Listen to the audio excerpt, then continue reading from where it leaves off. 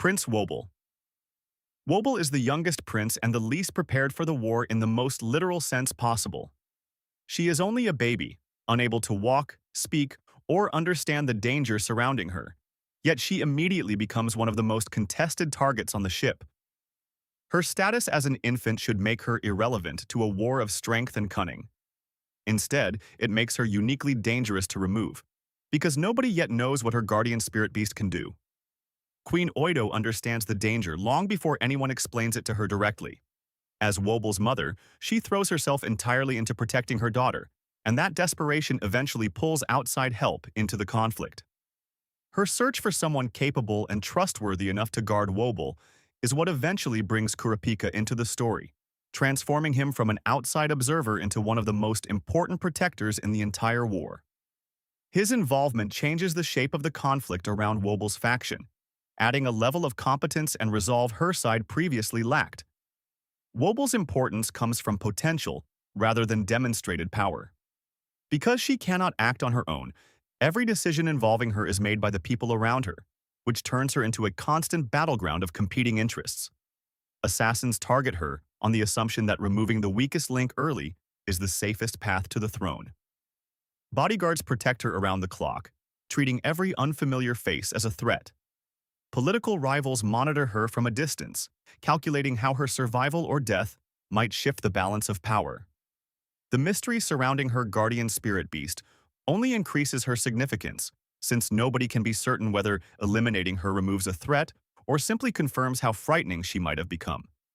In many ways, Wobble represents innocence trapped inside a battlefield that was never built with someone like her in mind, and her storyline becomes a quiet test of whether the adults around her are capable of protecting something they cannot fully understand. Prince Mariam. Mariam appears weak at first glance, soft-spoken and easy to underestimate, but appearances in the Succession War are almost always deceptive. His guardian spirit beast specializes in protection and isolation rather than direct offense, which means his strength is not measured in how hard he can hit, but in how difficult he is to reach in the first place. While flashier princes draw attention with raw power, Mariam quietly builds a position that is nearly impossible to assault head-on.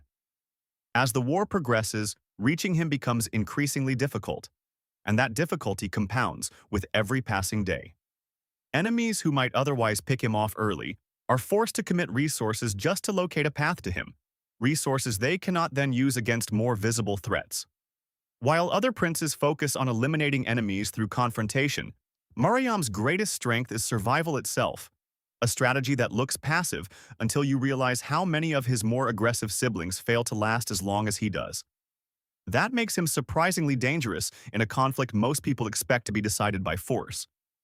In a war where every mistake can lead to death, simply staying alive long enough to outlast rivals becomes a winning strategy in its own right. His story demonstrates that defense can be just as powerful as offense, and that patience, when paired with an ability built specifically to frustrate attackers, can quietly outperform princes who never stop attacking.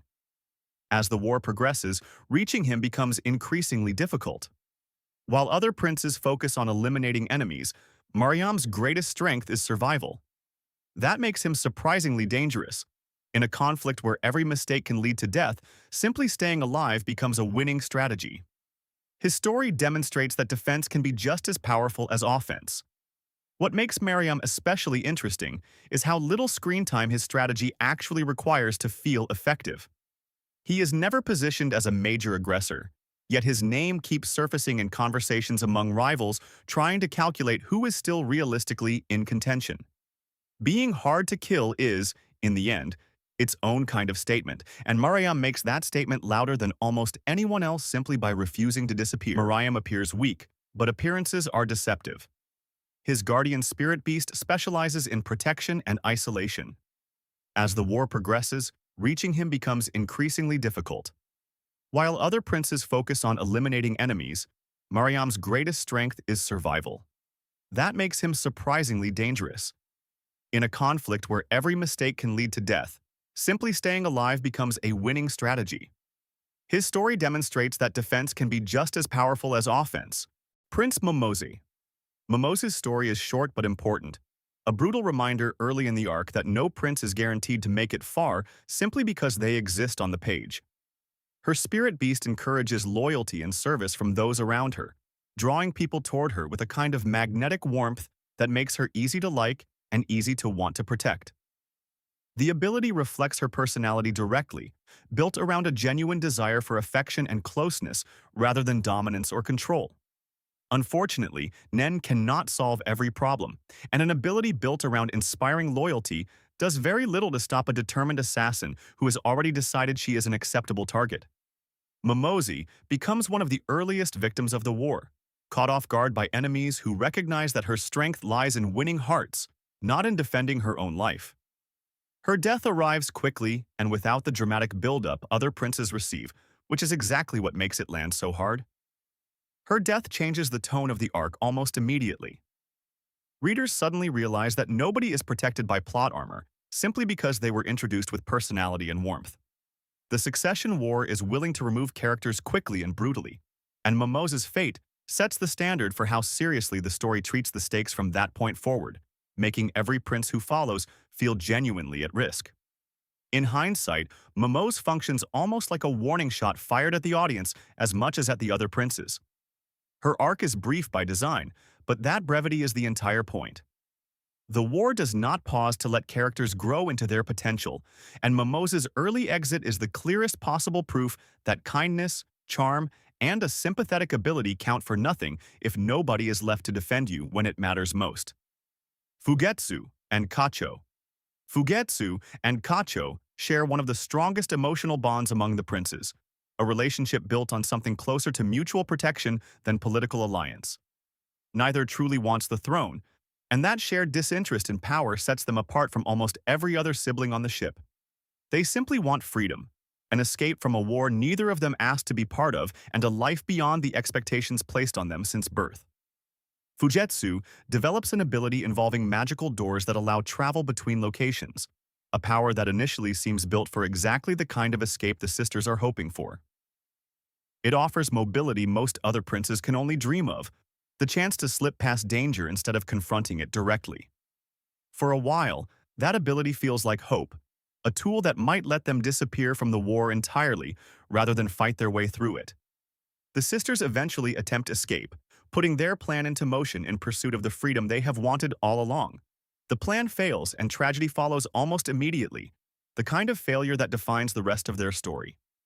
Kacho dies in the process, yet a copy remains beside Fugetsu through the power of her guardian spirit beast, an ability that recreates her sister in startling, painful detail. The copy behaves like Kacho, speaks like Kacho, and loves Fugetsu like Kacho, mimicking every gesture and word so closely that the loss almost feels undone. That is precisely what makes the situation heartbreaking. The real sister is gone forever, and what remains is a constant, loving reminder of exactly what was lost. The situation creates a paradox for Fugetsu. She is never truly alone, yet she can never be reunited with the person she lost. The copy preserves the emotional connection while simultaneously making grief impossible to escape. Instead of allowing closure, it turns loss into a constant presence. Among the many deaths and betrayals in the Succession Contest arc, the story of Fugetsu and Kacho is often considered one of the saddest because it is not about losing a political ally or a contender for the throne. It is about two sisters who never wanted any part of the contest and whose only goal was to remain together. Ironically, Kacho succeeds in protecting Fugetsu even after death, but only in a way that ensures the loss can never be forgotten. Sail Sail. Sail Sail treats the war far less seriously than he should, drifting through the early stages of the Succession War as though it were an extension of his usual lifestyle rather than a fight for his life. He enjoys luxury, entertainment, and pleasure above almost everything else, surrounding himself with comfort even as the ship around him fills with assassins and political maneuvering. His priorities rarely seem to shift no matter how dangerous the situation becomes. His spirit beast manipulates attraction and affection, an ability built around charm rather than confrontation. Under different circumstances, that could have become a genuinely useful political tool, allowing him to win allies and influence rivals without ever needing to fight directly. A prince willing to take the war seriously could have turned that kind of ability into real leverage, building loyalty and trust the same way Tyson or Halkenberg eventually do. The problem is that the succession war punishes complacency without exception. Sale underestimates the danger around him, treating threats as distant inconveniences rather than immediate risks, and that mindset eventually catches up with him. He pays the price for his carelessness, in a conflict that offers no second chances for princes who refuse to adapt. His downfall serves as another reminder that arrogance, even the relatively harmless kind built on hedonism rather than cruelty, can be just as fatal as any enemy's nenability. There is a certain tragedy to how avoidable his fate feels in hindsight. Sale was never short on resources or charm, and a slightly more cautious version of him might have lasted considerably longer. Instead, his story becomes a cautionary example for the audience as much as for the surviving princes, a reminder that talent and opportunity mean very little without the discipline to use them seriously. Lucerys operates through influence rather than direct force, building his position from the shadows instead of the front lines. Criminal connections, underground dealings, and hidden leverage define his approach to the war, giving him a network of resources most of his siblings never even know exists. While other princes measure strength in soldiers and abilities, Lucerys measures it in information and debts owed. His spirit beast supports temptation and desire, an ability that fits naturally into his preferred style of manipulation. Rather than overwhelming opponents through raw strength, he prefers indirect methods, nudging people toward decisions that benefit him without ever needing to confront them openly. It is a slower, quieter form of warfare, one built on patience and subtlety instead of spectacle. This makes him difficult to predict, since his moves rarely look like moves until their consequences are already unfolding. Princes focused solely on military power often overlook quieter threats like Lucerys entirely, assuming that a prince without visible soldiers or an obviously destructive ability poses little danger. That assumption can be a dangerous mistake, because by the time his influence becomes obvious, it has usually already shaped the battlefield in ways that are difficult to undo. Lucerys thrives precisely because the war is not only fought with abilities, but with information, and information is the one currency he has spent his entire life mastering. While other princes scramble to build armies or alliances in plain sight, he is quietly cataloging weaknesses, debts, and secrets that can be cashed in exactly when they will do the most damage. Tyson appears eccentric at first, the kind of prince easy to dismiss as harmless or strange rather than threatening. Yet her influence grows through devotion in a way that proves far more dangerous than it initially looks.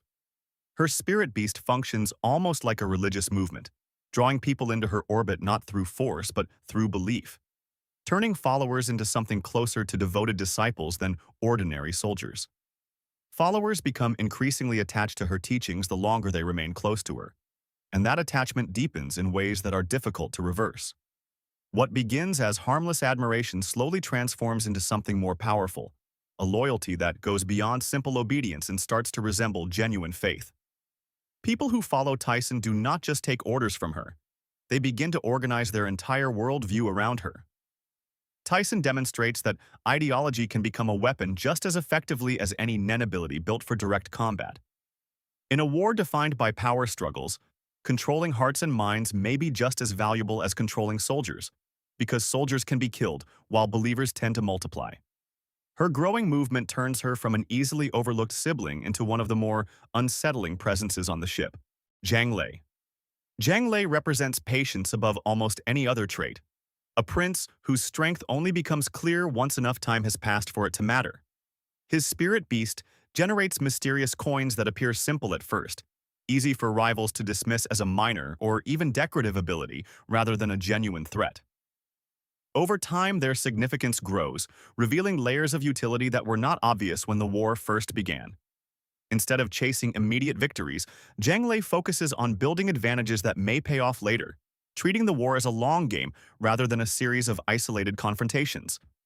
This long-term perspective separates him from many of his siblings, most of whom are forced into reactive, moment-to-moment survival, simply trying to make it through each new threat.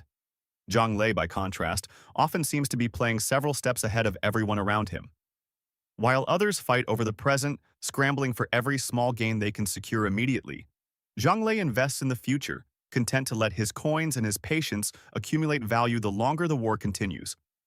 It is a quieter kind of ambition, one that depends on surviving long enough to cash in on everything he has been building, but it gives him a kind of staying power that flashier princes often lack, and it makes him one of the harder contenders to count out even when he spends most of the war out of the spotlight. Hulkenberg. Hulkenberg begins as an idealist who opposes corruption, the rare prince who seems to genuinely care about the empire's well-being rather than simply chasing the throne for its own sake. Many initially see him as one of the most honorable princes aboard the ship, a reputation built on consistent principle rather than political maneuvering. For a while, that honesty makes him seem like an unlikely contender in a war built on betrayal. Then, he awakens Nen, and everything changes almost overnight. His power grows through the conviction of his followers, an ability that turns genuine belief into raw strength, rather than simply inspiring loyalty the way Tyson's does. Loyalty becomes strength in the most literal sense, and determination becomes ammunition, converting the devotion he has earned through honest leadership into something with real combat value. Suddenly, Hulkenberg transforms from politician into major threat, and the shift catches many of his rivals off guard precisely because his reputation never suggested this level of danger. The more support he gains, the stronger he becomes, creating a feedback loop where his integrity and his power reinforce each other instead of existing separately. Few abilities in the war scale as naturally as his, since every new ally he wins makes him measurably harder to defeat, turning his honest leadership into one of the most efficient power sources on the ship. What makes his arc compelling is the irony at its center. Hulkenberg never compromises his principles to gain followers, yet the war rewards him for it anyway, almost as if sincerity itself has become a weapon in his hands. Rivals who built their power through fear or manipulation find themselves facing someone whose strength was earned the honest way, and that contrast alone makes him one of the more quietly threatening princes left standing. Camilla possesses one of the most terrifying abilities in the entire conflict, a power built on a premise that unsettles nearly everyone who learns of it. If she is killed, a Nen beast appears, drains life from the killer, and resurrects her, turning her own death into the trigger for a brutal counterattack rather than an ending. It is an ability that rewrites the basic rules most princes assume govern survival in the war.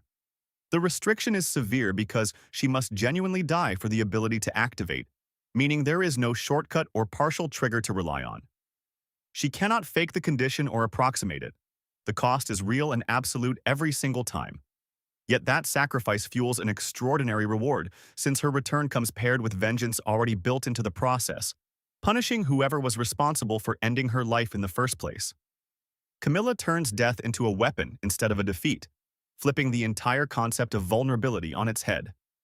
Every enemy who attacks her risks becoming the source of her revival, which means the safest path to eliminating her is often the most dangerous one available. That single fact reshapes how rivals are forced to approach her, turning what should be a straightforward assassination target into one of the most carefully avoided princes on the ship. Her ability also says something quietly unsettling about her character. Where most princes spend the war trying to avoid death entirely, Camilla has effectively made peace with the idea that dying might be part of her strategy.